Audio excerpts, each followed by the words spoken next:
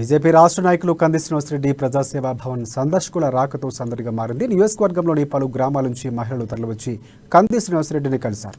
వారి కష్టాలు ఆయనతో చెప్పుకున్నారు. బీఆర్ఎస్ ప్రభుత్వం చేస్తున్న అక్రమాలు, అన్యాయాలను కంది శ్రీనివాసరెడ్డి వారికి వివరించారు.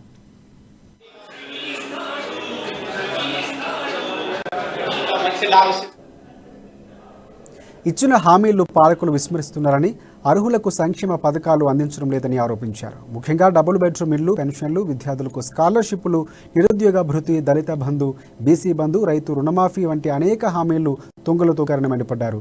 అన్ని అబద్ధపు హామీలతో జనాన్ని మోసం చేస్తున్నారని దుయ్యబట్టారు. బీజేపీ అధికారంలోకి వస్తేనే అభివృద్ధి సాధ్యమవుతుందన్నారు. అటు ఆపదలో ఉన్నవారికి బీజేపీ రాష్ట్ర నాయకులు యువనేత కంది శ్రీనివాసరెడ్డి అండగా నిలుస్తున్నారు. తానున్నాననే భరోసాను కల్పిస్తున్నారు. ఇక చిచ్చుదారి గ్రామానికి చెందిన ఆడ సాంభు అనే యువకుడు కొంతకాలంగా అనారోగ్యంతో బాధపడుతున్నారు. సాయం కోరి పట్టణంలోని ప్రజాసేవా భవన్కు రావడంతో కంది శ్రీనివాసరెడ్డి స్పందించి ఆర్థిక సహాయాన్ని అందించారు. ఉదారతను చాటుకున్నారు ఆయన.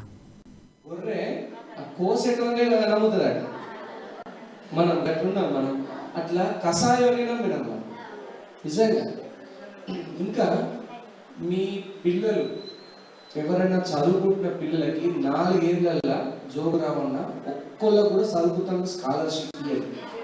ఒక్కొక్కళ్ళకు కూడా బీసీలకు లోన్లు వేస్తుండే. బర్రె కొనుక్కుంటేందుకు, ఆటో కొనుక్కుంటేందుకు, ట్రాలీ కొనుక్కుంటేందుకు, ఆయిల్ ఇంజన్ కొనుక్కుంటేందుకు, పైపులు కొనుక్కుంటేందుకు, స్ప్రింక్లర్లు కొనుక్కుంటేందుకు లోన్లు వేస్తుండే.